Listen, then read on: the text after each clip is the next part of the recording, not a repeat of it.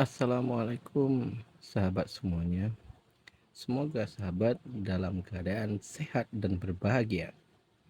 Kali ini kita berjumpa lagi dalam pembahasan soal ilmu pengetahuan sosial untuk kelas 7 SMP atau MTS. Di mana buku ini sudah memakai kurikulum merdeka ya sahabat. Kita lanjutkan di sesi ini yaitu di soal nomor 11. Tingkat konsumsi seseorang dapat dipengaruhi pendapatan orang tersebut dan harga barang yang dikonsumsi. Berdasarkan pernyataan tersebut, tindakan yang paling sesuai saat pendapatan tetap tetapi harga barang konsumsi naik adalah A. Mencari pendapatan tambahan, B. Beralih membeli barang konsumsi yang lebih mahal, C. Menambah jumlah barang yang dikonsumsi, D. Mengurangi jumlah barang yang dikonsumsi. Kita sangat paham ya sahabat ya, di mana tingkat konsumsi ini sangat dipengaruhi oleh pendapatan dari seseorang tersebut. Di mana apabila pendapatannya banyak, maka tingkat konsumsinya juga akan banyak ya. Dan ini akan mempengaruhi harga penawaran dan permintaan pada pasar juga. Jadi untuk menganalogikan ilustrasi di atas, tentunya kita akan mengambil jawaban yang paling pas untuk narasi di atas ya, di mana pendapatan tetap, harga barang naik ya sahabat ya. Ini yang pas itu adalah D ya, mengurangi jumlah barang yang dikonsumsi. Sekarang kita lanjutkan di soal nomor 12. Perhatikan pernyataan-pernyataan berikut. 1. Target pasar dari barang atau jasa yang diproduksi. 2. Target keuntungan yang harus dicapai. 3. Jenis barang atau jasa yang diproduksi. 4. Tujuan memproduksi barang atau jasa. 5. Cara memproduksi barang atau jasa. Berdasarkan pernyataan-pernyataan tersebut, hal-hal yang harus diperhatikan saat memproduksi suatu barang atau jasa ditujukan pada oleh pernyataan nomor. Oke. Jadi produsen sebagai orang yang memproduksi barang dan jasa, mereka mempunyai 3 landasan ya. Yang pertama itu who ya. Siapa target pasarnya? Kemudian kita bertanya lagi what, apa jenis barang yang diproduksi? Kemudian how, bagaimana cara memproduksi barang atau jasa tersebut. Jadi dari pernyataan-pernyataan ini maka kita akan ambil kata kunci yang 3 di atas. Siapa? Berarti pasnya itu adalah nomor 1. Target dari barang atau jasa yang diproduksi. Kemudian what, apa barang yang akan diproduksi? Itu ada di sini, kategorinya adalah jenis barang atau jasa yang diproduksi, itu ada di nomor 3. Terakhir itu bagaimana cara memproduksinya, yaitu di nomor 5. Cara memproduksi barang atau jasa. Jadi jawabannya itu adalah di 1, 3, dan 5, yaitu C ya sahabat ya. Kita masuk ke soal nomor 13. Ini adalah soal narasi ya, soal host. Reno adalah seorang pengusaha sepatu asal Bandung. Sepatu hasil produksi perusahaan Reno memiliki kualitas yang sangat bagus, sehingga banyak diminati. Pembelinya tidak hanya berasal dari dalam negeri, tetapi juga dari luar negeri. Salah satu pelanggan setiap produk sepatu Reno adalah Andri, teman kecil Reno. Walaupun saat ini tinggal di Singapura, Andri tetap memilih untuk membeli sepatu produksi Reno karena sudah cocok dan sangat puas dengan kualitasnya. Berdasarkan narasi di atas, pernyataan berikut yang paling tepat dan sesuai adalah A. Andri merupakan rumah tangga keluarga yang melakukan pembelian di toko sepatu milik Reno. B. Reno berperan sebagai rumah tangga produksi yang menghasilkan sepatu berdasarkan kebijakan dari pemerintah. C. Reno berperan sebagai rumah tangga produksi karena mendistribusikan produk sepatunya sampai ke luar negeri. D. Reno berperan sebagai rumah tangga produksi dan Andri merupakan masyarakat luar negeri yang membeli sepatu produksi Reno. Jadi dari ilustrasi ini, mana yang rumah tangga produksi, manakah yang merupakan rumah tangga konsumsi atau konsumen ya sahabat ya. Kita lihat di sini, Reno sudah pasti adalah rumah tangga produksi ya, karena dia melakukan produksi menghasilkan sepatu ya, tapi tidak dengan kebijakan pemerintah ya. Berarti B kita hilangkan. Jadi yang paling pas itu adalah Reno berperan sebagai rumah tangga produksi karena mendistribusikan produk sepatunya ke luar negeri. Jawaban yang tepat itu adalah C ya sahabat. Kita lanjut ke soal nomor 14. Masih soal host dan narasi.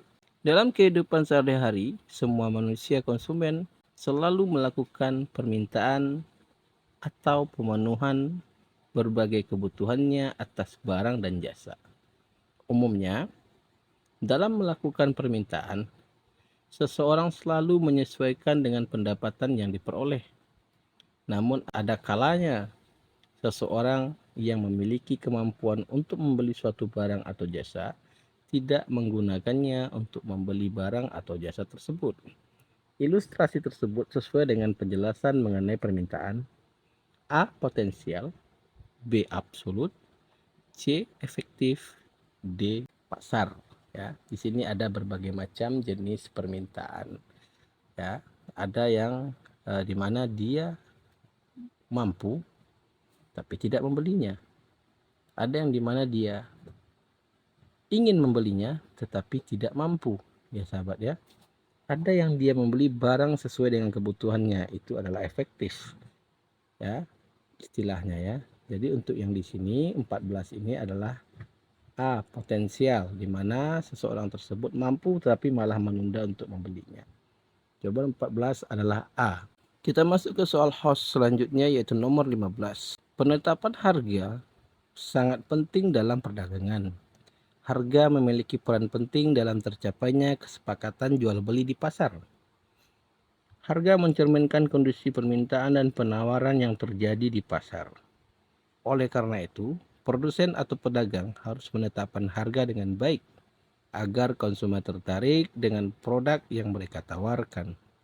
Ilustrasi tersebut menggambarkan salah satu fungsi harga, yaitu fungsi A. Penjatahan, B. Pemberi sinyal, C. Memberi insentif, D. Pembentuk harga. Jadi kalau yang kita lihat di sini ada kata tertarik ya sahabat. Kalau tertarik itu berarti ada sinyal agar si pembeli atau konsumen tertarik terhadap produk tersebut. Jadi untuk ilustrasi nomor 15 ini yang pas itu adalah B. Memberi sinyal atau pemberi sinyal. Kita lanjut ke soal nomor 16. Dalam hubungannya dengan orang lain, seseorang memiliki hak dan kewajiban tertentu yang berkaitan dengan posisinya di masyarakat. Hal tersebut dikenal dengan istilah A. Stratifikasi, B. Diferensiasi, C. Kelas sosial, D. Status sosial. Ya, ini semuanya adalah masuk ke istilah-istilah yang ada pada masyarakat ya. Ada stratifikasi itu tingkatan ya. Ada diferensiasi itu pengelompokan. Ada kelas sosial itu lapisan. Ada D itu status sosial ya. Status sosial ini adalah suatu hubungan orang lain dengan orang lain atau individu dengan individu tetapi memiliki hak dan kewajiban tertentu ya di masyarakat. Maka untuk nomor 16 sesuai dengan penjelasannya itu adalah D. Status sosial. Lanjut ke soal nomor 17. Suatu kelompok atau golongan dapat memberikan status yang lebih tinggi kepada seseorang karena dia berjasa kepada kelompok itu. Sebagai gelar pahlawan, Ilustrasi tersebut menggambarkan salah satu jenis status di dalam masyarakat, yaitu A. Attribute status, B. Assigned status, C. Activate status, D. Assisted status. Ini ada beberapa model dari status sosial ya sahabat. Ada assigned status ya. Assigned status itu adalah status yang diberikan oleh masyarakat atau karena mandat ya teman-teman ya. Seseorang melaksanakan mandat dengan baik, maka dia diberi tanda hormat atau dia disebut sebagai pahlawan. Itu contohnya para pahlawan kita, ada Bapak Proklamator kita Insinyur Soekarno dan Muhammad Hatta dan pahlawan-pahlawan lainnya ya.